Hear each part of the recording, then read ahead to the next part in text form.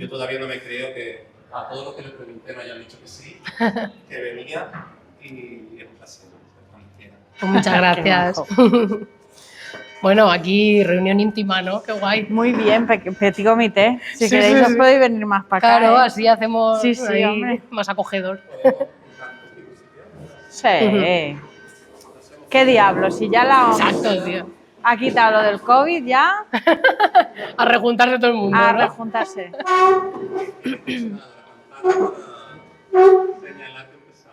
Perfecto.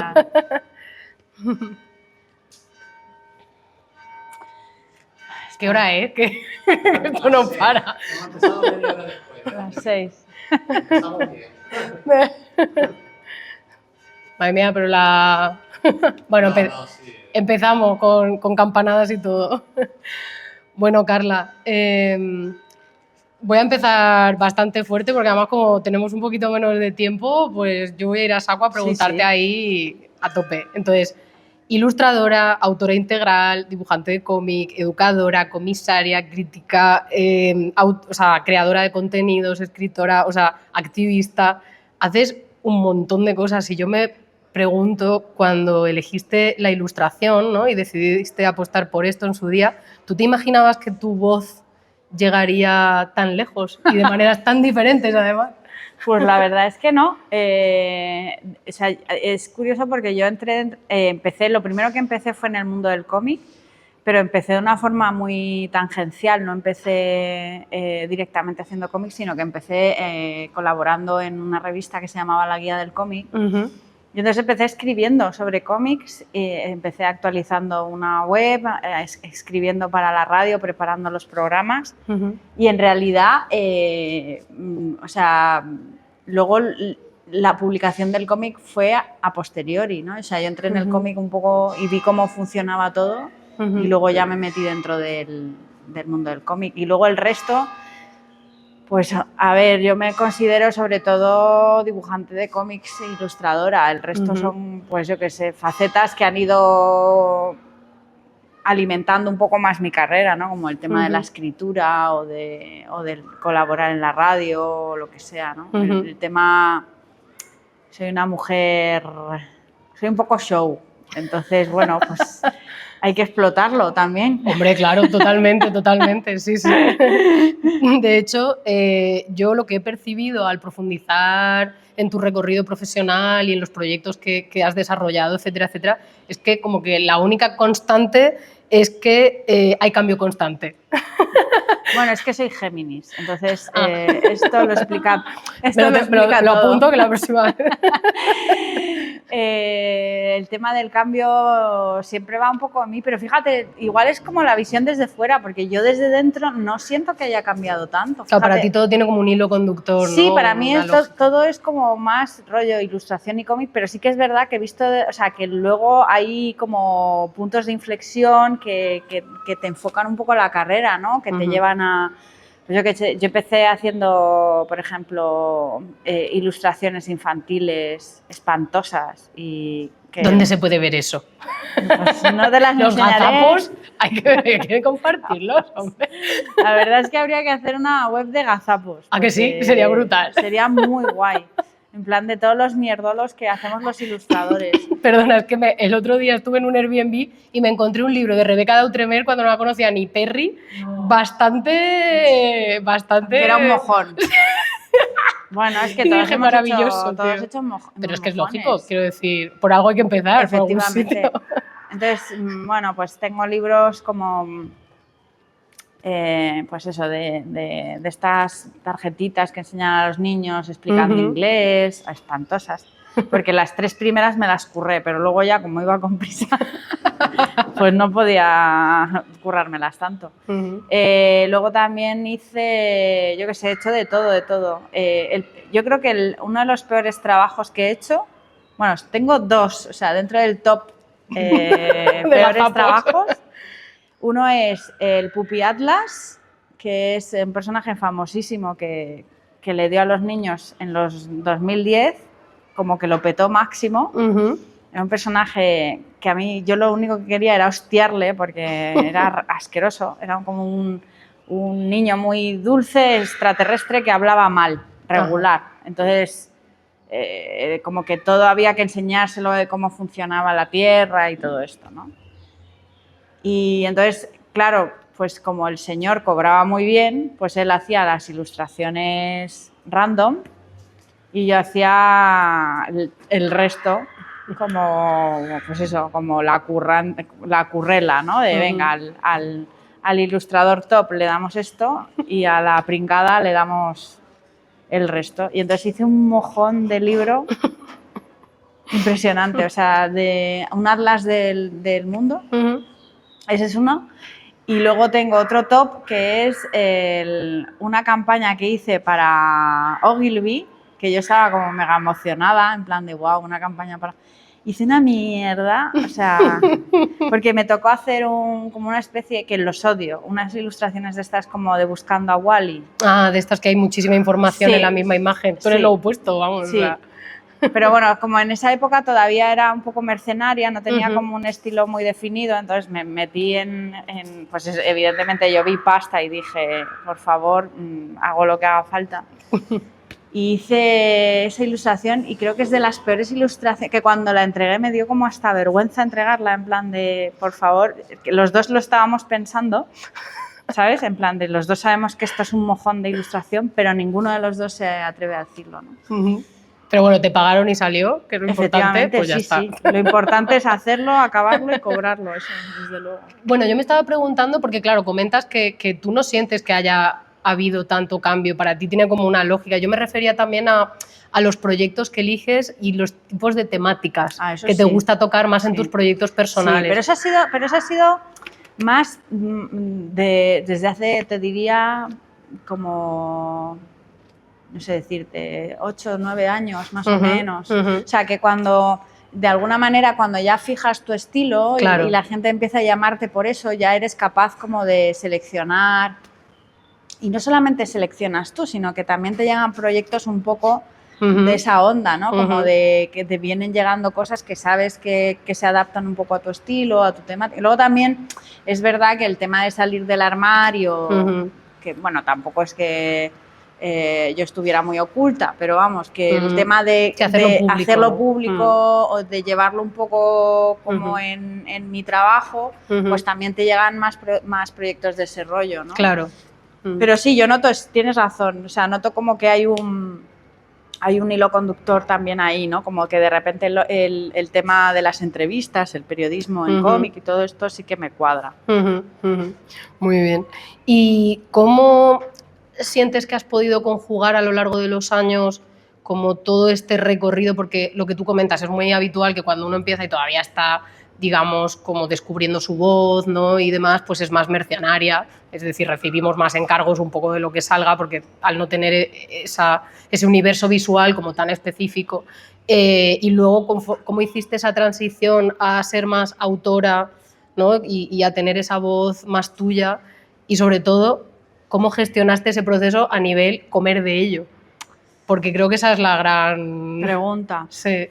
Pues la verdad es que el tema del estilo fue una cosa que yo siempre me he sentido muy presionada. Yo creo que desde las escuelas de arte se nos presiona mucho como para tener un estilo, para tener una determinada manera de acabar las cosas o una serie de aspiraciones que yo en ese momento ansiaba con toda mi alma, pero no tenía. O sea, que decir, yo buscaba el estilo, pero no lo tenía. A mí el estilo me vino muy tardemente y fue una cosa que llegó un poco por un tema técnico, que yo empecé a sentirme muy cómoda con el pincel. Entonces yo empecé a probar con el pincel cada vez más y al final lo hice como eso, ¿no? Me fui hacia eso. Y luego creo que hay otro punto también de inflexión que de alguna manera ha determinado el tipo de obra que yo hago, que es la M21, la revista, porque me da un contacto con el tema periodístico y entonces de alguna manera como que el cómic periodístico se empieza también como a volver una especie como de sello personal. Ujú. Entonces, digamos que yo creo que va un poco por ahí, pero sobre todo por lo técnico. Ujú.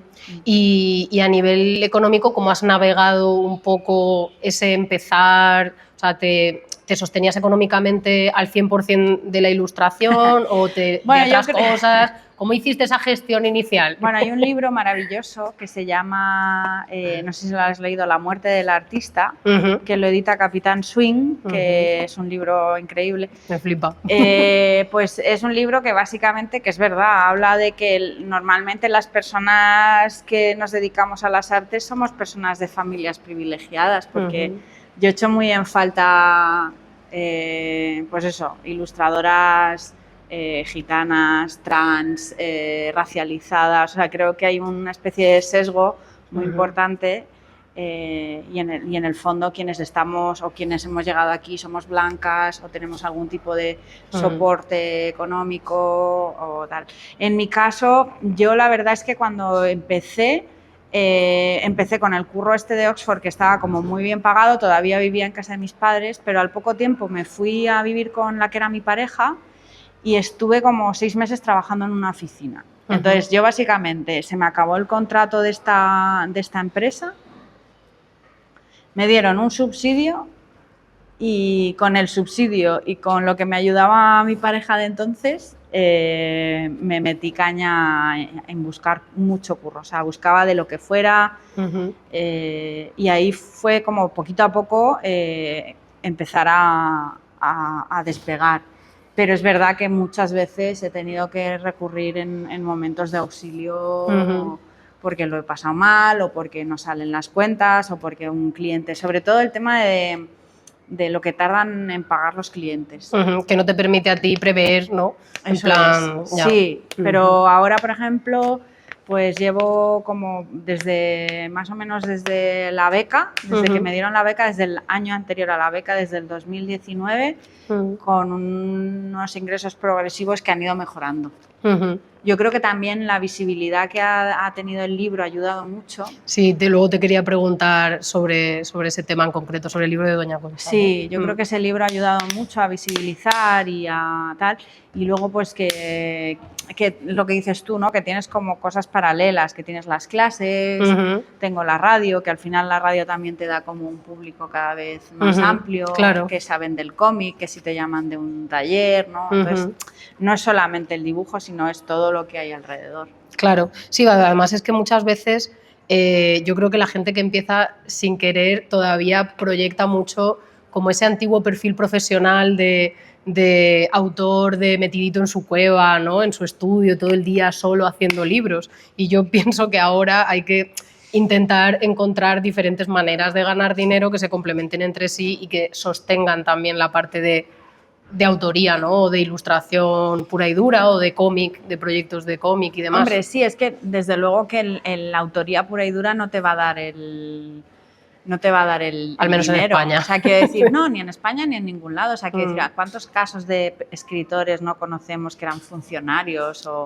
que trabajaban en correos o yo qué sé, y con ese dinero les permitía escribir o tal? Yo creo que también hay como una especie de... Se ha romantizado mucho también eso. Yo creo que eso nos perjudica bastante porque sigue sin ser una profesión muy reconocida, ¿no? Y bueno, es complicado, es complicado. Bueno, igualmente yo siempre intento que la gente interesada en el mundo de la ilustración también intente como expandir un poco su idea de cómo dedicarse a la ilustración, que muchas veces, aunque todo el mundo, todos entramos con la idea de dedicarnos a dibujar y ya está, pero es que luego podemos tener muchas cualidades y muchas fortalezas y podemos dedicarnos a la ilustración de muchas maneras, ya sea a través de la educación o haciendo crónicas sobre ello, o, ¿sabes? En plan, hay muchas maneras de vivir dentro de lo que es el entorno y el mundo de la ilustración, no solamente dibujando, sí, aunque obviamente siempre quieres dedicarte a eso. Sí, lo que pasa es que también creo que hay una cosa que se ha mitificado mucho, que es el rollo este de, que esto también lo habla en La muerte del artista, que me gustó mucho, que es el rollo este de que todo el mundo se puede dedicar a dibujar o a algo artístico.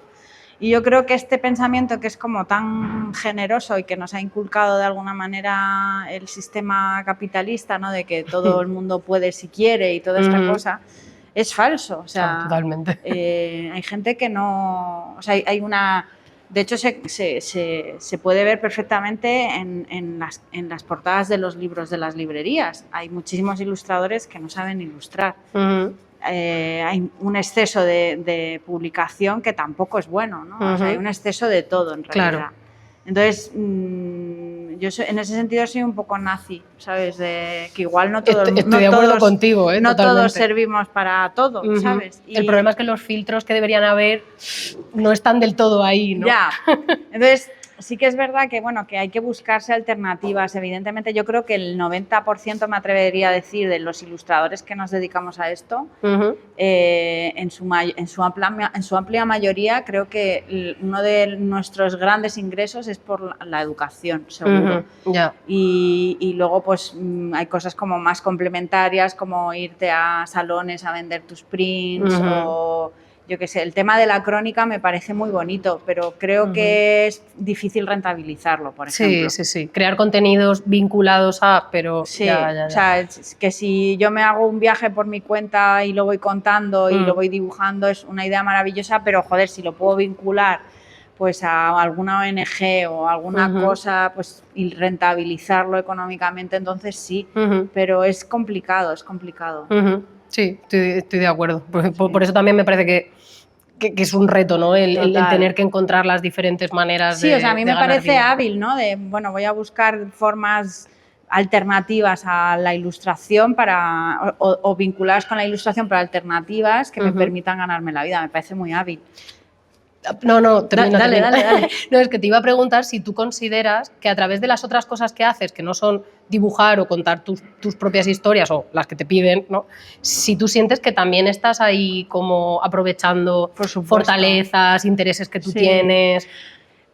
Lo que estoy haciendo es tejer una red cada vez más amplia de clientes potenciales. O sea, es una forma de trabajar también, ¿no? O sea, yo cuando voy a la radio, pues bueno, pues conoces a gente, o cuando vas a, yo qué sé, a un sitio y te presentan a no sé quién. O sea, yo tengo muy claro que nunca sabes de dónde te va a salir el curro, porque es como, de repente a mí hay veces que me han llamado gente, no, te conocí en no sé dónde y me gustó y tal, y es como flipante cómo puedes marcarle a alguien y que te llame de repente sin tú acordarte o que le inspires cierta confianza como para que de repente te llame, ¿no? O sea, es poca la gente que me llama si no me... O sea, un completo desconocido... Sí, como en frío, ¿no? Sí, yo creo que es difícil. Claro. Sí, al final la gente subestima mucho el networking, pero es lo que mejor funciona. Totalmente. Y no solamente eso, también creo que funciona muy bien el compañerismo, que yo creo que es una cosa que no le damos suficiente importancia y que creo que está como muy demonizado, ¿no? Como que parece que entre nosotros nos vamos a quitar el curro.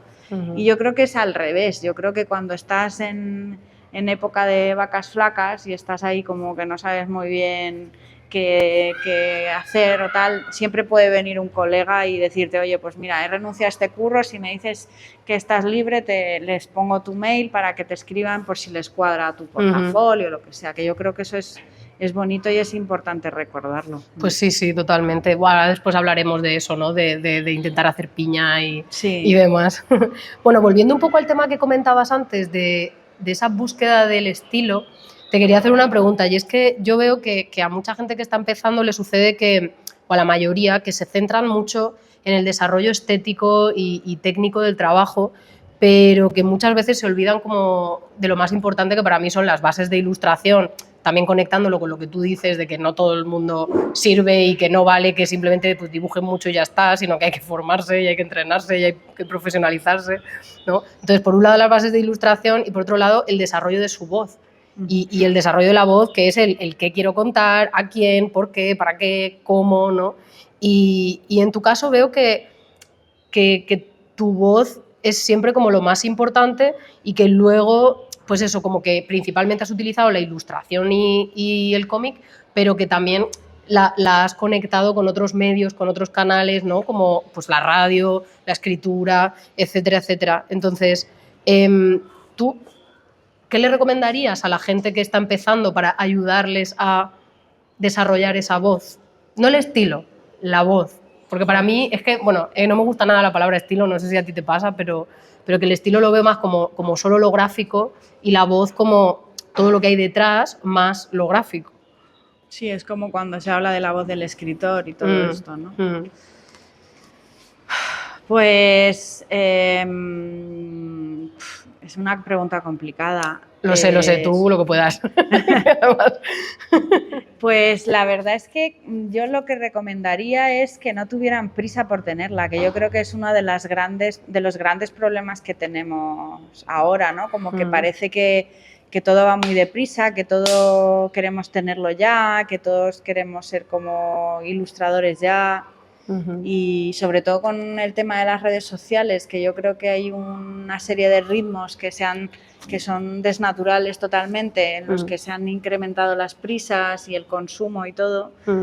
Hay como esta ansia por tener no sé cuántos mil seguidores, por ser conocida, por tal. Hay muchas presiones, ¿no? Más de las que yo hubiera o de las que yo tenía en su momento, ¿no? Entonces yo creo que eso es bastante, o sea, juega a poco a nuestro favor. Yo siempre digo que, bueno, yo siempre hablo del estilo, pero yo creo que la voz más que buscarla, hay que dejar que nos encuentre. O sea, porque yo creo que cuanto más la buscas, menos viene. Porque viene con tensión, viene con presión y entonces no funciona. Entonces, yo diría que es más que este tipo de cosas vienen cuando estás más en el ámbito de lo lúdico, de lo casi infantil, de la prueba-error, de cuando te diviertes, de cuando pruebas cosas nuevas, de cuando ves qué técnicas hay aciertos, que hay, ¿no? En qué te equivocas, en qué aciertas, tal. Y en este proceso de juego y de diversión van saliendo soluciones que a veces se corresponden con lo que tú quieres o con lo que tú te sientes cómoda o con lo que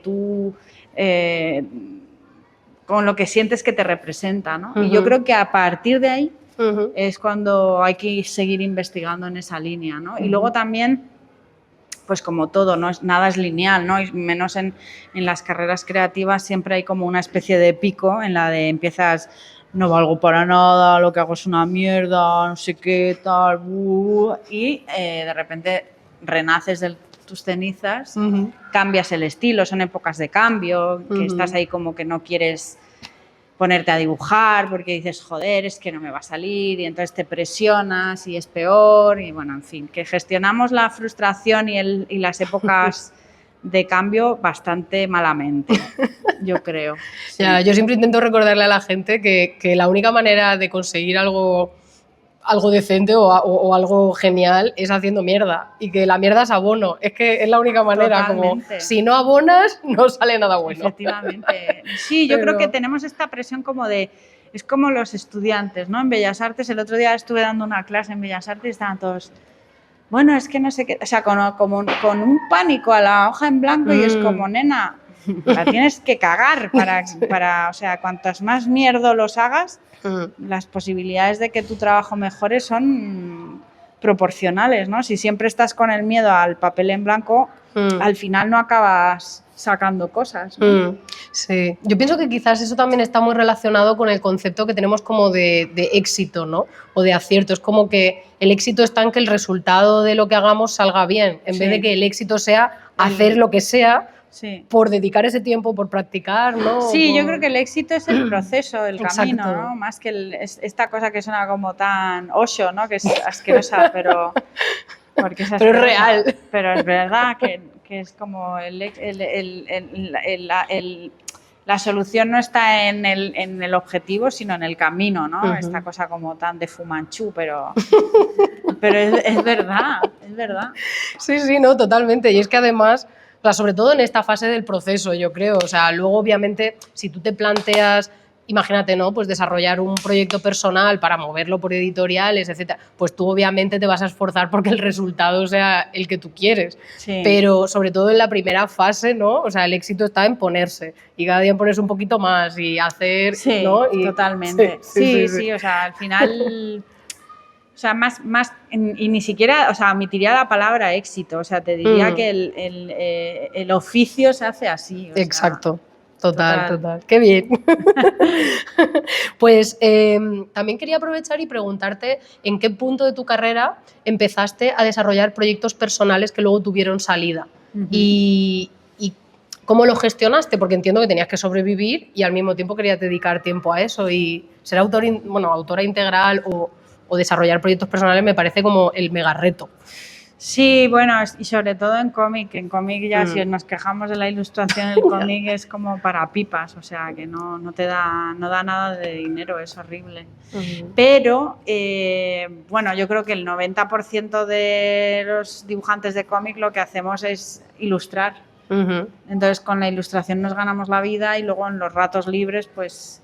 Es como los escritores, ¿no? Que los escritores hacen como sus columnas o sus artículos y tal, y en su tiempo libre van escribiendo su novela, ¿no? Pues, para los dibujantes de cómic, la ilustración es un poco el vehículo de ganarnos la vida profesionalmente. De hecho, a mí, si te soy muy sincera, la ilustración me la suda. Así me gusta. Ha quedado grabado. Yo lo que quiero es dibujar mis historietas, mis libros, mis cosas. ¿Tú te crees que yo quiero dibujar la cara de un artículo de alguien? No. Yo quiero contar mis historias de bolleras a caballo, que se lían entre ellas, ser feliz con eso. Claro. ¿Y cuándo fue la primera vez que planteaste un proyecto? Pensé que me ibas a decir cuándo fue la primera vez que montaste a caballo. No, que estuviste con una bollera. Dije, bueno, si hemos llegado a ese punto de la conversación, también me interesa. Hombre, yo hubiera hecho un calentamiento, así en frío, ¿no? Bueno, también cuando monté a caballo. ¿Cuál era la pregunta? Es que ya me hablan de bolleras y ya se te nubla. Sí. ¿Cuándo fue la primera vez que te planteaste un proyecto personal para darle salida y moverlo por editoriales y demás? Pues bueno, es que siempre estuvo ahí, porque yo, como vengo del cómic, yo siempre lo que quería era publicar mis historietas, no quería otra cosa. Entonces yo lo que hice fue cuando empecé en este sitio de cómics a escribir artículos y tal, digamos que yo conocí un poco ya a la gente de la industria, me hice una idea de cómo funcionaba todo. Entonces luego fue más fácil llegar y presentar un proyecto porque ya conocía la industria, ¿no? Quizás de una forma un poco transversal, pero la conocía. ¿Y eso te sirvió mucho? ¿Te abrió muchas puertas? Sí, te sirve porque pues te vas dando a conocer. Yo que soy bastante sociable, pues hablas con uno, hablas con otro y al final acabas diciendo, oye, tengo un proyecto, te apetecería verlo, no sé qué, tal, y entonces, bueno, pues lo veían, ¿no? Y entiendo que si había algo de colegueo, pues también habría cierto feedback, ¿no? O más confianza para poder decir, oye, ¿cómo lo ves? ¿Esto está presentable o no? Sí, lo que pasa es que en el mundo del cómic tampoco te creas que, o sea, yo tampoco me he encontrado muchos filtros, o sea que... Y te aseguro que mi primer cómic es un mierdolo, o sea que... Bueno, ya, pero en su día era un pasote que habías conseguido sacar, ya, ¿no? Eso sí, claro, para mí era como, wow, he publicado un TVO, pero lo veo ahora con todo el amor del mundo, que le tengo muchísimo amor. Pero bueno, hay cosas, luego es curioso, porque luego cuando te enfrentas a tu primera obra, con el tiempo ya vieja, peinando canas, como estoy ahora, que soy más vieja que un árbol, pero parezco que por la edad mental que tengo, parece que tengo 22. Gracias. Le tienes como cariño al proyecto, ¿sabes? Lo ojeas y tal y dices, ay, míralo, ¿sabes? Como que qué bonito, qué dulce. Es como cuando ves una foto tuya de cuando eras jovenzuela. Aunque fuera en tu peor época. Sí, o aunque vayas vestida con ropa espantosa de tu madre de los años 80, 90. Qué daño han hecho los 80 y los 90 a nuestras infancias. Pero bueno. ¿Y qué proyecto consideras que fue tu mayor reto? O sea, a nivel de parirlo. Doña Concha, yo creo. O sea, igual también como que una tiende a querer más al último hijo que al resto, ¿no? Pero desde luego que Doña Concha para mí ha sido una obra bastante potente, ¿no? O de la que yo me siento muy orgullosa. Porque es de estos libros que yo veo y que mejoran con el tiempo, ¿sabes? Que yo tengo muchos libros míos que yo veo y digo, uff, pero me da la sensación de que Doña Concha va a envejecer bien.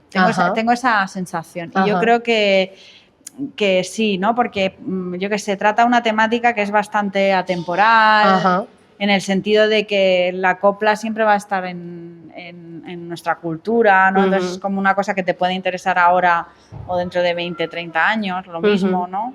Si es que existimos. Además tiene un rollo de entrevistas, ¿no?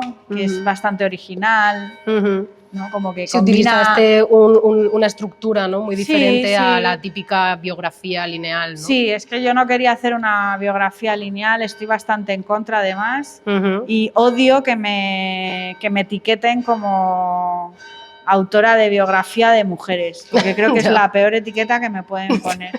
Por eso también insisto mucho en que mi siguiente obra no tiene nada que ver. ¿Te vas a ir a otra, a las otra punta? Para... Sí, o sea, no va a tener nada que ver, pero por eso, porque no quiero que el siguiente cómic sea Lola Flores, Rocío Jurado, que pasa mucho con las ilustradoras, ¿no? Que de repente se estancan en obras de corte biográfico y me parece un poco trampa eso. Sí, porque al final estás siguiendo una tendencia comercial y que están explotando, ¿no? Para aprovechar el tirón. Que está bien, ¿no? Que están en su derecho y tal, pero en mi caso, desde luego, creo que... Por un lado, porque el esfuerzo no me compensa, porque trabajar en una obra histórica es muchísimo curro. Eso te iba a preguntar, el tema de la investigación, o sea, toda la parte de pre-creación del libro, ¿cómo fue? ¿Te llevó mucho tiempo? Sí, en total el libro fueron 3 años. ¡Guau! Claro. Madre mía. Y bueno, entre documentación, guión y luego porque me dieron la beca de la academia, que fue una forma de rentabilizarlo, porque el adelanto de la editorial eran 4.000 pavos. ¡Qué locura! Entonces, claro, 170 páginas, 4.000 euros, 3 años de curro, no te salen las cuentas. Entonces... tienes que rentabilizarlo, entonces normalmente recurres a becas, ayudas, subvenciones, que sabes que te pueden echar un cable, ¿no? Y si no te hubiera salido, ¿cómo lo hubieras sacado? Pues en ratos libres. O sea, tardando más. Efectivamente, todavía no lo habría acabado. Aún estarías ahí. Efectivamente, no estaríamos aquí ahora. Ya. Ay, madre mía, claro, y además es que entiendo que es un libro que al tocar una temática tan específica y estar tan vinculada con la cultura española, claro, a nivel de venta de derechos internacionales entiendo que a saber, es muy ¿no? difícil. Claro.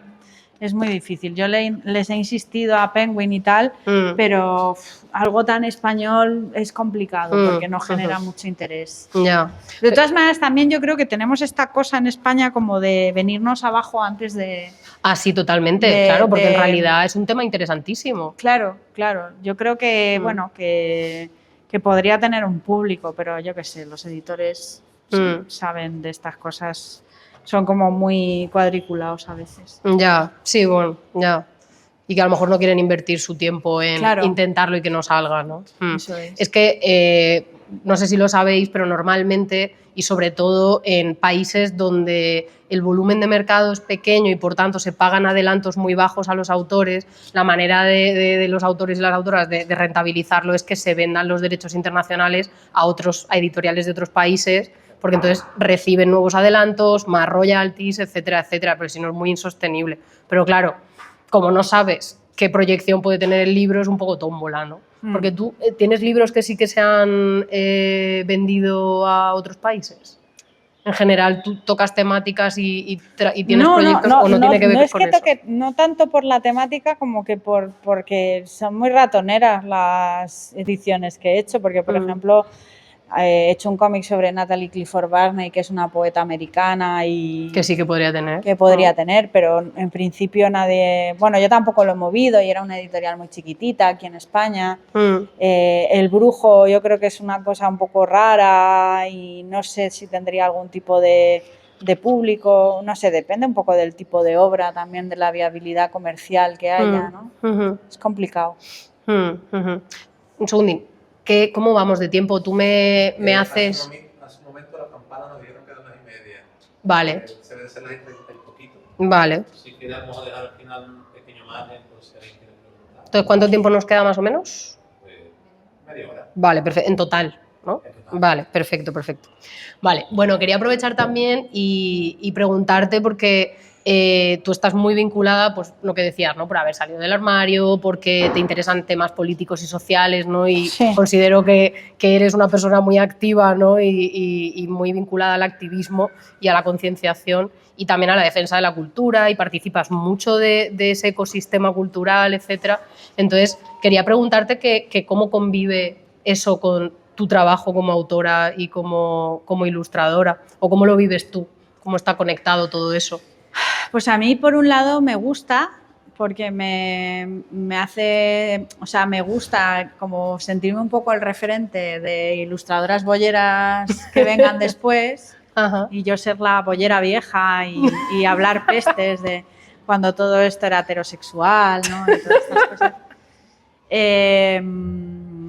Pero también es un arma de doble filo, porque cuando te etiquetan, a mí es que el tema de las etiquetas me da un poco de miedo, porque cuando te etiquetan como ilustradora LGBTI, feminista, no sé qué, ya es como que parece que solamente puedes hablar de esos temas. Y no piensan en ti para otras cosas. Eso es. Claro. Entonces te llaman para el 8M, para el orgullo, para no sé qué, y es como, a ver, y además que yo normalmente no hago ya trabajos, o sea, los hago como muy contados, muy seleccionados, porque, por ejemplo, para una marca jamás voy a trabajar para el 8M, ni para, porque no quiero capitalizarlo, ni, o sea, si es para, yo qué sé, para Federación Estatal de Gays y Lesbianas, vale, o para el Ministerio de Igualdad, bueno, pero cuando son, por ejemplo, Bank Inter, pues no, ¿sabes? No quiero hacerle una campaña a Bank Inter para limpiar la pervierte imagen. Un poco todo. Entonces intento como ir con cuidado con eso y luego pues, a ver, pues yo creo que cuando ves un poco mi obra creo que tiene la solidez suficiente y la variedad suficiente como para que sepas que no es algo muy clasificable. Ya te preocupas mucho tú también de bueno, o sea, que sucede también. Yo creo que es algo muy natural, ¿eh? No es que me preocupe yo especialmente, pero es como, pues eso, que yo hago, por ejemplo, ahora una de las cosas que más me está gustando hacer es en las entrevistas a autores dibujadas que estoy haciendo y eso no tiene nada que ver tanto con activismo. Quizás un poco con el tema de la visibilidad de los autores y la cultura y de la cultura y tal, pero desde un punto de vista muy... Porque es que luego también hay una etiqueta que es el tema del cómic social y todas estas cosas que las detesto. Porque yo no quiero hacer cómics sociales ni muchísimo menos, a mí el género me encanta. A mí lo de Doña Concha fue como una cosa que se cruzó en mi vida de una forma muy casual y como que la temática me cuadraba, pero yo vengo de la ciencia ficción, claro. del género, entonces es como una rara avis. Pero bueno. ¿Y cómo se te cruzó el tema de Doña Concha? Pues porque mi abuela estaba con demencia senil en la residencia y mi padre le ponía música para ver si reaccionaba un poquito. Y yo, pues en mi casa, mi madre es chilena y mi padre es español, entonces mi padre no es nada melómano, no le gusta la música mucho, no pone música en casa ni nada, y mi madre sí, mi madre está todo el día pues con rock and roll, con la música de su época, porque mi madre tiene ya 77 años, entonces pues escucha mucho rockabilly, mucha orquesta, mucha cosa así, mucha música sudamericana, pero claro, nada de española. Entonces yo he crecido toda mi vida sin escuchar música española. Entonces de repente, pues yo qué sé, para mí Rocío Jurado era una hortera y Lola Flores, que estaban todo el día llorando, qué coñazo, ¿no? Y de repente pues me fui a la residencia y me puse a escuchar la música con ella y me empecé a fijar en las letras. Y dije, perdona, dije, ¿y esto? Y entonces empecé como a investigar más, cada vez más, que esto que dicen de que los autores en realidad lo que somos unos obsesivos, ¿no? Empezamos y estamos ahí como cuando escuchamos 20 veces la misma canción, ¿no? Y nos produce como cierto placer, ¿no? Entonces me puse como a investigar rollo psico-killer en la copla y entonces de todas las cantantes de coplas que había, la Concha Piquer es la más folclórica, me recuerda a mí, yo que soy una egocéntrica y pesadísima, pues yo dije esto, no sé, me gustó porque, joder, había estado con, yo qué sé, con 12, 13 años viviendo en Nueva York, había ido por todo el mundo, había triunfado en Estados Unidos, en Europa, en España, y nadie sabía, o yo creo nadie sabe quién es, ¿no? Entonces me daba como pena que un personaje como tan potente hubiera estado tan invisibilizado, ¿no? Entonces, pues dije, pues de esta señora. ¿Y lo hablaste con algún editor o algo antes de...? Sí. Ah, vale, digo, Es porque que aquí lanzarte... hay claro. salseo, hay salseo. Venga, Aquí, cuenta salseo. O sea, aquí era donde yo quería llegar. Hay salseo. Hay un salseo. De hecho, yo estoy vetada en una editorial por este proyecto. Wow. Digamos que yo presenté el proyecto a otra editorial, no voy a nombrarla, porque una es elegante. La otra editorial era una editorial un poco más pequeña, bueno, un poco no, bastante más pequeña, que me pues decía que sí, que lo íbamos a sacar y no sé qué, pero nunca ofrecía ni mandaba el contrato ni hacía una oferta económica. Entonces, yo tampoco le veía como muy animado y yo dije, bueno, pues se lo he ofrecido a este, pero voy a seguir ampliando el espectro, porque una no es tonta. Entonces, que es verdad. Entonces, le mandé el proyecto a mi editor, a Jauma, me contestó, no, le mandé el guión, me contestó a la hora, me llamó y me dijo, lo quiero, te hago una oferta económica en una semana. Y yo dije, pues este señor va a ser el que me interesa a mí, más que el otro que me tiene danzando. Entonces dije, el siguiente punto fue, ¿cómo le digo yo a este otro señor que me voy a casar con este? Uy, se me ocurren un montón de maneras. Bueno, pues es complicado. Hombre, entonces, sí, entiendo que... Yo intenté ser como muy... Quisiste ser elegante o correcta, claro. Muy elegante y muy correcta. De hecho, hizo como una mini fiesta y yo me acerqué y le dije, bueno, deberíamos de hablar un día de estos y tal. Qué susto, pensé que se lo habías dicho en la fiesta. No, ¿verdad? No le voy a decir no. No soy tan zorra. Bueno, total, que hablo con él y tal. Y esta persona es una persona que es muy ocupada, entonces yo entiendo que pues, él tiene sus compromisos y sus cosas, pero creo que es importante atender bien a los proyectos y las personas con las que trabajas. Y este señor, pues, no me dedicaba tiempo. Entonces yo tenía que estar todo el rato detrás de él. Entonces ya... Pues intenté hablar con él varias veces, no hubo manera, se me infló el coño porque una tiene paciencia hasta cierto punto y le envié un mail muy amable, le dije, mira, lo siento muchísimo, pero tengo una oferta económica, la he firmado, estoy como... Estaba a punto de firmarla, eso fue, estaba a punto de firmarla. Estoy a punto de firmarla y quiero que sepas que, porque te lo quería decir, pero no ha habido manera de localizarte y tal. Bueno. Se lo tomó mal. Se lo tomó muy mal. Qué pereza, ¿no? Mucha. Pues es un editor bastante reconocido, tengo que decir. Bueno, total, que me llamó y me dijo, tienes el honor de ser la persona menos profesional con la que he trabajado. Y una cosa que tienen los editores a veces que es como... que se creen poseedores del autor, que yo creo que es una cosa peligrosa, ¿no? O sea, a mí yo, por ejemplo, he llegado a un punto ya en mi vida que me gusta establecer relaciones con las personas con las que tengo cierta, ya sea cliente o lo que sea, como cierto vínculo, ¿no? Y llevarme bien y sentirme cómoda, ¿no? Y esto lo veo mucho, pues, cuando voy a la farmacia. A ver. Real, o sea, cuando voy a la farmacia, mira, en mi barrio hay varias farmacias. Había una que me veía, pues yo qué sé, casi siempre, y me venía siempre con una cara de oler mierda y yo le compraba siempre y dije, ¿para qué te voy a seguir comprando si es un coñazo? Claro.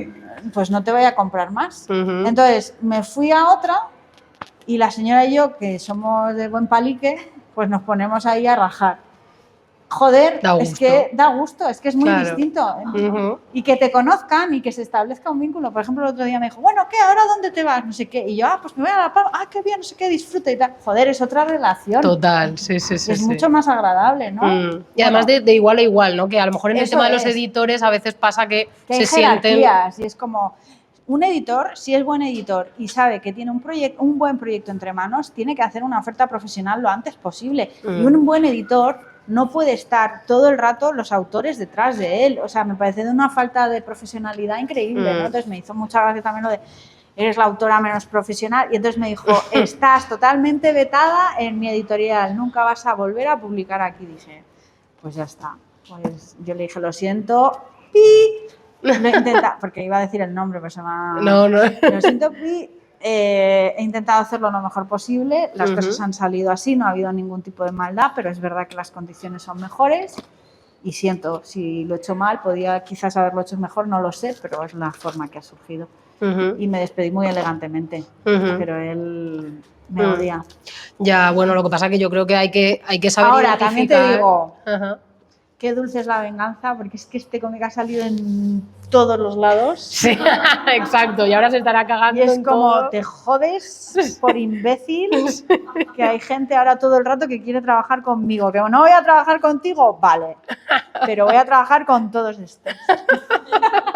Total, maravilloso. Si es que...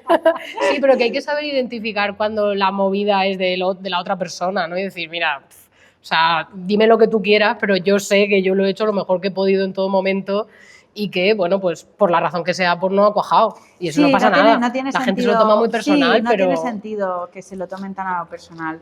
Yo creo que él estaba muy molesto porque como que tenía la esperanza de hacerlo él y tal, pero tía, es que no va, o sea, yo en todo, con editores y con las mujeres, no me gusta insistir, no soy nada insistona, o sea, es como, ¿te gusta el proyecto? Sí. Vale, pues adelante. Que fluya, claro. Pero si yo tengo que estar todo el rato, ¿qué pasa? ¿Cómo estás? ¿Vamos a tomar algo? Pues vete a la mierda, ¿no? Porque tiene que haber ida y vuelta. Ida y vuelta. Claro, exacto. Como decía Vivi Anderson, que la amistad es un camino de doble dirección, ¿no? Pues esto igual. Sí, las relaciones profesionales también. Y es verdad que sobre todo cuando empezamos tenemos esa sensación de que nosotros le debemos algo, ¿no? al mundo y que, y que nos hacen siempre un favor, ¿no? Sí, y que están por encima de nosotros. O sea, yo creo que hay un punto en el que tenemos que ser como conscientes de que la fuerza también la tenemos nosotros, de que ellos se tienen que poner el chip un poco de coger buenos proyectos y hacer que funcionen, que esa también es otra, ¿no? Que muchas veces hay muchos editores que son simplemente impresores, ¿no? Y no mueven la obra, no te mueven a ti, no mueven un poco todo, ¿no? Y la obra se muere y pues la saldan o la queman o la destruyen y es que es una pena. Ya. Y el tema de la negociación, de los contratos, de cuando te hacen esa oferta económica, tú siempre te has esforzado por entender cómo funcionan las cosas, por negociar, por hablar todo, etcétera, porque al principio no. Es difícil, ¿no? Al principio no, pero luego vas aprendiendo y sí, luego ya sí. Y ahora yo tengo a mi abogada que me lo gestiona, porque yo ya no me quiero pelear por que si te doy un 8, que si un 10, que si un no sé qué. Yo o sea, ya he llegado a un punto en el que no me apetece eso, pero sí, yo me he intentado, cuando son proyectos importantes para mí, me asesoro. Me asesoro y me gusta asesorarme y me gusta pelear, me gusta tirar. Y cuando empezaste a negociar y a asesorarte, ¿te sorprendió la cantidad de margen que había de negociación? Totalmente, sí. Porque es que esto creo que es un tema como muy fantasma del que no se habla, porque la gente se piensa que no hay margen. Claro, pero porque efectivamente es lo que dices, porque la gente se piensa que negociar es poner en una situación de violencia al negociante. Y no es así. O sea, en un negocio siempre hay un proceso de negociación, un proceso de hablar. O sea, es como si alguien te va a vender, yo qué sé, 3 palmeras y tú quieres una. Bueno, llegamos a un acuerdo, dame 2, venga, vale, tal. O sea, quiero decir que creemos que son contratos de adhesión, ¿no? Lo que llama Marta eso, ¿no? De que te ofrezco esto y tú lo aceptas, que muchas veces sucede, ¿no? Y sucede con las grandes editoriales, los grandes emporios que tienen muchísimo poder y tienen la capacidad de presionar al ilustrador para aceptar las condiciones que ellos quieran. Ujú. Pero yo creo que es importante que los ilustradores tomen conciencia del poder que tienen y de que hay veces que hay que renunciar a trabajos. Que hay que decir que no. Que hay que decir que no y que hay que renunciar a condiciones que sean que no sean las mínimas para... Es que incluso para rentabilizarlo, ¿no? Porque hay muchas veces que ves a compañeras que están como horas y horas currando y tal, y yo siempre lo digo en las charlas, yo quiero billetes. Claro. Y trabajar lo mínimo. Ajá. Joder, pues estoy orientando mi carrera para eso, porque yo quiero billetes y currar lo mínimo. Entonces, mis tarifas van a ir hacia eso. Yo no quiero ser un autor de manga, que amo el manga, pero no quiero ser un autor de manga que dibuja 20 páginas a la semana y se muere de un cáncer de riñón con 50 años. Yo no quiero eso. Yo quiero vivir a gusto, hacer tus cosas, y hacer mis cositas. Claro. Sí, sí. Me encanta que lo digas, porque hay una especie como de...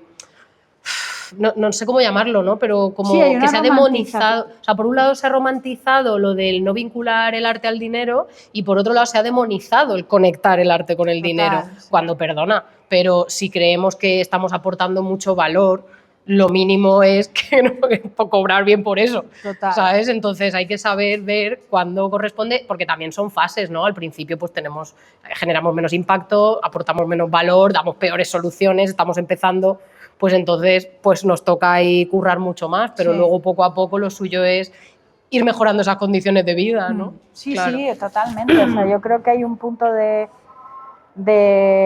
empiezas como pidiendo por favor que te den trabajo y acabas como rollo diciendo que no, las con cosas, las gafas ¿no? de sol y soltando el micro, ¿no? Sí. Ti, no, con la música esta de... Total, pero que es lo suyo, joder. Hombre, para mí es el objetivo ideal, ¿no? De que puedas llegar y seleccionar proyectos y que los proyectos que selecciones te gusten y además que les puedas dedicar tiempo, cariño, y que porque eso también va a hacer que el trabajo sea mejor, ¿no? Y que ese trabajo llame a más trabajo de ese tipo y así vayas subiendo esos escalones, ¿no? Eso es. Y vinculado a... O sea, cuando tú te empezaste a dar cuenta de... Pues eso, ¿no? De que había que negociar, de que los ilustradores solemos empezar en una posición de mucha desventaja con respecto al sistema, que se aprovechan mucho de nosotros, etcétera, etcétera. ¿Cuándo empezaste tú a participar de iniciativas o, por ejemplo, en la Asociación de Ilustradores, la Asociación Profesional de Ilustradores de Madrid, etcétera, etcétera? Porque tú has estado muy, muy activa y has sido la presidenta durante varios años. Sí. ¿Cuándo empezaste a ver que la clave estaba en pelear colectivamente? Bueno, pues la verdad es que, o sea, yo sentía como que había una especie como de sensación de desamparo constante y entonces empecé a preguntarme como cosas y empecé a ver cómo funcionaba la PIM, lo que hacían y tal, y yo siempre fui muy reacia a las asociaciones profesionales al principio. ¿Ah, sí? Sí, sí, bastante. Entonces, la idea que tuve fue hacer como unos encuentros abiertos a ilustradores en Madrid. Los retransmitíamos como podíamos por streaming porque eran condiciones un poco paupérrimas y hacíamos como una asamblea abierta, eso lo llamábamos así, asambleas abiertas sobre ilustración. Entonces nos reuníamos en la Escuela de Arte de Madrid y lo vinculábamos y lo abríamos a todo el Estado. Entonces empezó a venir mucha gente. Te hablo de que toda una sala como esta estaba completamente llena de gente, porque había como yo creo que había como cierto interés en mejorar las condiciones económicas y de todo, ¿no? Laborales, Había como un interés. Entonces de ahí, de esos encuentros, yo empecé a hablar mucho con una amiga que se llama Elisa McCausland, que es escritora, periodista, crítica, que está muy metida en el tema de los colegios profesionales. Entonces ella me decía, no tiene sentido, porque mi alternativa era hacer una asociación nueva. Entonces ella me decía, es absurdo, porque lo que haces al final es... como dividir o reproducir. Atomizar más lo que ya sois, ¿no? Entonces lo que puedes hacer es meterte en una y proponer una nueva junta directiva. ¿Qué pasa? que yo no conocía a un equipo como para llevármelo de junta. Entonces yo, que estoy loca, como podéis ver, pues lo que hice fue apuntarme en la semana de las elecciones de la PIM y cuando llevaba un día me presenté de presidenta. Joder. Ahí, en plan, entrando por la puerta grande. Sí. Entonces, pues me eligieron porque no había otra. Esto como lo de la delegada de clases, Totalmente. ¿no? En plan, bueno, la que haya. Totalmente. Entonces me eligieron a mí y entonces a partir de ahí como que fui estableciendo vínculos y fui tomando decisiones, algunas muy acertadas, algunas polémicas también. Me costó tiempo y me costó conseguir un equipo que funcionara y con el que yo me sintiera cómoda. Y tuve que pasar bastantes como pruebas así del asociacionismo. Y entonces, a partir de ahí, yo creo que todo este ámbito de necesidad, de regulación de derechos y todo esto, como que empezó a despertar también en el interés del Ministerio de Cultura. Y entonces fue a raíz de eso que empezó a salir el tema del Estatuto del Artista. Porque ¿cómo empezó a haber ese interés por parte del Ministerio de Cultura? O sea, ¿cómo se conectaron esos dos puntos? Pues eso fue porque la Asociación de Actores y Actrices, la Unión de Actores y Actrices, tenía una propuesta. ¿Vale? Y entonces a esa propuesta se fueron sumando la Unión de Técnicos, o sea, más gente relacionada con el mundo de la actuación y tal, que el tema de la cultura. Pero al final fue yéndose hacia el sindicato de músicos y entonces estas cosas de la vida de lo que os decía antes, de que estás en el momento oportuno y conoces a alguien. Yo conocí al que estaba en el sindicato de músicos. Y me dijo, oye, se está moviendo esto, ¿a ti te interesaría que la PIM estuviera? Y yo le dije, por supuesto. Claro. Me pasé por el forro de los cojones a la FADIP, que esto tampoco le sentó muy bien, pero era como, lo siento, no voy a dejar escapar esta oportunidad por... Sí, espera un segundo que voy a hacer un inciso para explicar lo de FADIP y las asociaciones. ¿Conocéis las asociaciones profesionales de ilustradores que hay en diferentes lugares de España? Vale, pues hay varias asociaciones que están en diferentes regiones. Está la de Madrid, la de Cataluña, la de País Vasco, la de Galicia, la de Valencia y creo que no me dejo ninguna. Y luego hay una federación, ¿vale?, que junta a todas esas asociaciones porque cada una va un poco a su bola, ¿vale? Entonces ella estuvo de presidenta en la de Madrid, ¿vale? Y digamos que aunque estaba esa federación donde entiendo que teníais que poner en común ciertas cosas, pues tú decidiste ir un poco por tu cuenta. Efectivamente, sí, porque yo soy un alma libre y esto pues no sienta muy bien a veces. Pero a ver, la oportunidad estaba ahí y yo dije, tengo que aprovecharla porque no... El problema de la FADIP es que al final es como una especie de teléfono escacharrado que lo único que hace es perder tiempo y además España es de las pocas... el único país de Europa que tiene 5 asociaciones en vez de una nacional. En vez de una. Entonces es un poco coñazo, porque entiendo que el tema de los nacionalismos para cierto tipo de cosas funcionan bien, pero hay veces que hay que ser más central porque si no se diluye mucho todo, ¿no? Lo siento, pero necesito hacerte esto. Gracias por decirlo, porque yo es algo que pienso desde siempre y no ha sentado muy bien dentro del tema del asociacionismo cuando he hablado pues con... en Madrid siempre lo hemos dicho, pero claro... Ya. Nos miran mal porque sois de Madrid. Claro, somos Díaz Ayuso para el resto de las asociaciones. Entonces es como, bueno... Pero que hay que unir fuerzas, y es que se trata de hacer piña y de unir fuerzas, es que es contraproducente. Sí, totalmente. Pero bueno, ahí está el tema también de las subvenciones. O sea, que es complicado. Hay muchos intereses también ahí, ¿no? Entonces, bueno, yo dije, pues yo voy a mi rollo. Y entonces empecé a hablar con estos y empezó a surgir la posibilidad de hacer el Estatuto del Artista. Y entonces ahí fue cuando yo llamé a Marta Dehesa para que ella abogada especializada en... Es verdad, abogada especializada. Yo te voy haciendo los subtítulos. En derechos de autor y propiedad intelectual. Y la llamé corriendo para que hiciera un informe y de alguna manera metiera nuestros intereses dentro de ese futuro del estatuto del artista que ya ahora ya es una realidad. Y que fue un momento muy importante para la cultura de este país, ¿no? Entonces, bueno, o sea, ahí como surgió todo, yo estuve en el momento correcto con la persona moviendo y adecuada apretando. Y ya moviendo. Y entonces a partir de ahí se hizo el estatuto y ya pues han cambiado algunas cosas, otras hay que seguir peleando. Pero yo sí, yo creo en el asociacionismo, aunque es muy cansado. Ya. A mí es que me parece una fórmula muy complicada. Por cierto, me han dicho que ya nos quedamos sin tiempo y quería dejar 2 minutitos para que la gente también te pudiera preguntar cositas. Sí. Creo que te voy a tener que invitar al podcast de Ilustrando Dudas para que tengamos varias conversaciones, porque me ha apuntado ahí nota mental de varios temas que tienen, vamos, para profundizar y que son súper interesantes. Sí. Bueno, pues muchísimas gracias por todo lo que nos has contado. Y no sé si queréis aprovechar. ¿Tenéis alguna duda? Si no, yo tengo aquí 25 más. Yo sí, una cosita. Claro. Yo tengo como cierto recuerdo de cómics tuyos, pero de hace muchos años, ¿no? Entrevistas. Miedo me da. Y bueno, puedo preguntarte porque ¿de dónde viene lo de Pintamonas? Pues viene porque desde que era pequeña mi padre siempre me decía, eres una pintamonas, tal, no sé, así como muy despectivo, pero un poco gracioso a la vez. Y entonces lo típico del MSN y todas estas cosas, que vosotras sois muy jóvenes, Messenger, sí. Messenger y todas estas cosas, la prehistoria de Instagram y de TikTok, pues cuando te pedían un nickname, dije, ¿qué me pongo? Pues Pintamonas. No sé si es una revista de manga, de anime, no sé, es como hay como una... ¿Ah, sí? Sí. ¿Pero tú firmabas como Pintamonas o como Carla? No, yo siempre he sido Carla. ¿no? Sí, vale. Sí. Bueno.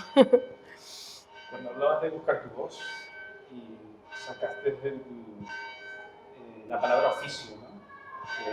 Y creo que es importante, ¿no? Que hay que recuperar un poco ese concepto más artesanal, ¿no? Y más en los tiempos de la inteligencia artificial, ¿no? ¿Cómo ves eso? ¿Cómo ves ese futuro? Totalmente, o sea, yo creo Gracias, pues la tenía apuntada y no ha dado tiempo. Yo creo que los artistas se tienen que diferenciar más que nunca y ser más originales que nunca, ¿no? Bueno, yo creo que la inteligencia artificial va a hacer el trabajo de machaca, ¿no? Y un poco mierder. Y al final los ilustradores que sigamos nos van a seguir llamando igual, o sea, quiero decir que yo creo que un buen cliente sabe valorar la necesidad de un ilustrador o de una ilustradora concreta, ¿no?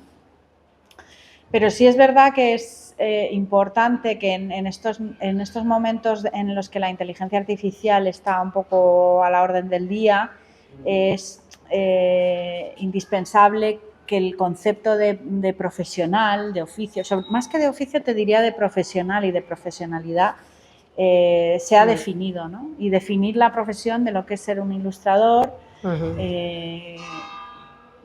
creo que es indispensable para ponerla en valor, que esto es una cosa que lo decía mucho Elisa, ¿no? De que es todavía entre los propios ilustradores no somos capaces de definir lo que es un ilustrador, ¿no? Y lo que dices, ponerla en valor, pero ¿quién la pone en valor sino el propio creador o los propios creadores? Bueno, yo creo que es un trabajo complicado, porque no solamente es los ilustradores solos no hacemos nada. O sea, pero podemos... Los teatreros, los músicos... No, por eso te digo, el tema de la sensibilización yo creo que es más un trabajo en el que tienen que intervenir las instituciones y la educación, sobre todo. Entonces, y sobre todo cambiar un poco el paradigma y el discurso de lo que es cultura, esta cosa que parece que solamente bellas artes es cultura, cuando en realidad ser ilustrador o ser pintor, o sea, hay muchas cosas que es cultura, ¿no? No solamente las bellas artes, ¿no? Que tenemos todavía el peso un poco decimonónico sobre nuestras espaldas y es un coñazo, ¿no?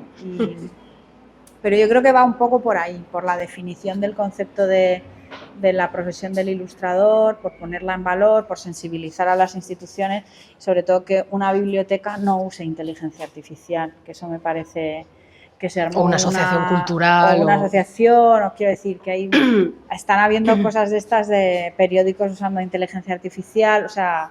Pero no te enteras, ¿no? Hay cosas que están surgiendo. También es que estamos, por así decirlo, en pañales. En la selva, ¿no? Ahora sí Claro, es el Wild Wild West. hay un Sí. problema, claro, que es que la tecnología va más rápido El que... Premio Internacional de Sonido ganó una fotografía de inteligencia artificial. Ya. Y el tío 2 días después se arrepintió y lo dijo. Estamos hablando de una fotografía, un concurso internacional.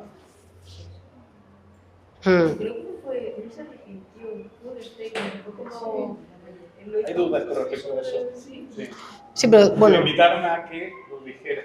Claro, pero es que este tema es interesantísimo porque abre un berenjenal muy importante también, porque si esa persona no participó en la producción de esa obra, no es el autor, porque se ha decidido que no... Hay un famoso creador en España que creó 5 o 6 carteles y los mandó a diferentes ferias y era el mismo cartel, pero en vez de la Giralda estaba en Fuente Ronda y ganó 2 o 3 concursos de municipios y simplemente fue inteligencia artificial. ¿Cómo crees tú que un joven creador o un creador se tiene que armar para defenderse de estos Bueno, yo creo que más que malos usos?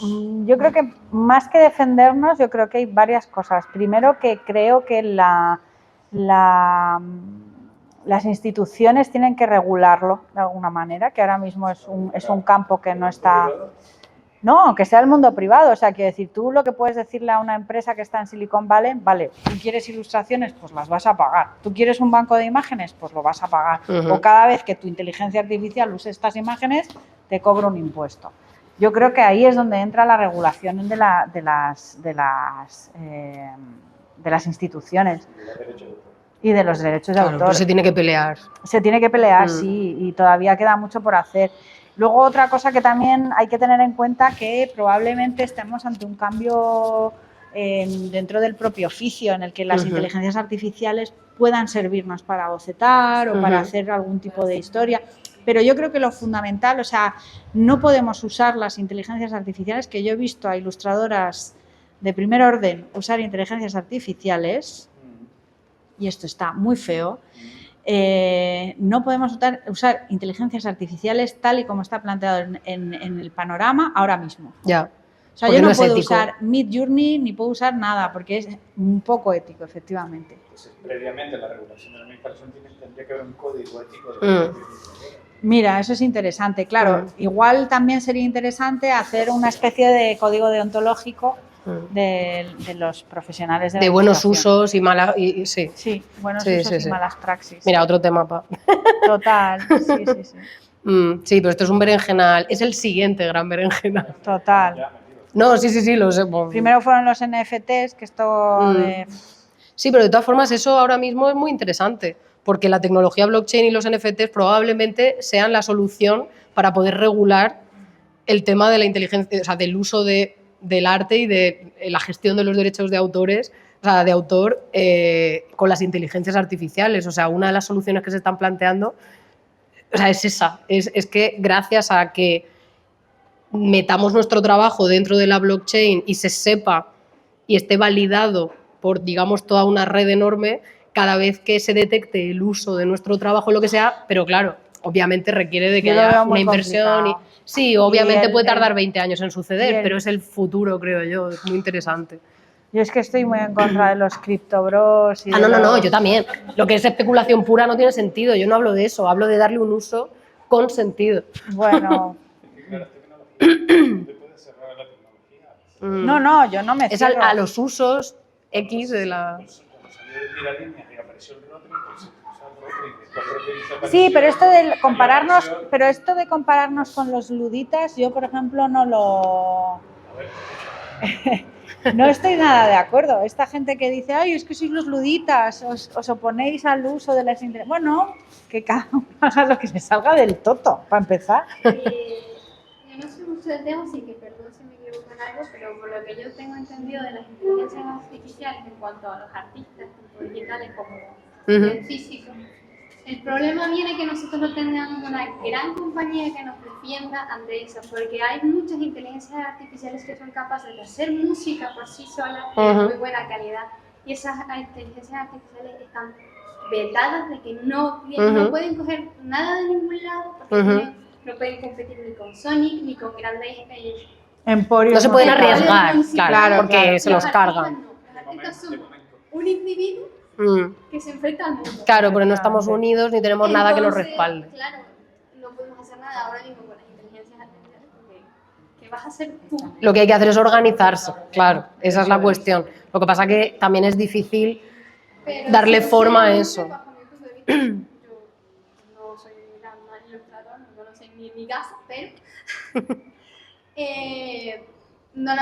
no veo peligrosa de momento la inteligencia artificial. El que quiere pagar por una ilustración, te va a pagar por una ilustración, Ujú. por mucha IA que haga. El que no quiere pagar, no va a pagar, haya IA o no haya IA. Pero Ya. creo que el problema también viene a que usa tu dibujo para crear. Esa es otra, es lo que Eso digo. es lo que yo veo mal. Eso es lo malo de que es un artista. Es que es un tema que tiene muchas aristas, es muy complejo. Mm. Ya, yo he visto muchas- Hay que cortar. ¡Ay, que hay que cortar!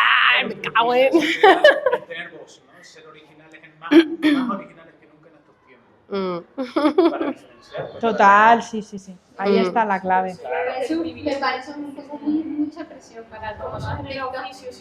Para descansar unos minutitos. Sí, sí, sí, sí, sí. Bueno, pues Carla, muchísimas gracias Nada, y cariño. creo que se han abierto muchos temas que en algún momento habrá que Habrá seguir. que hablarlos, Sí. sí, sí. Pues muchas gracias.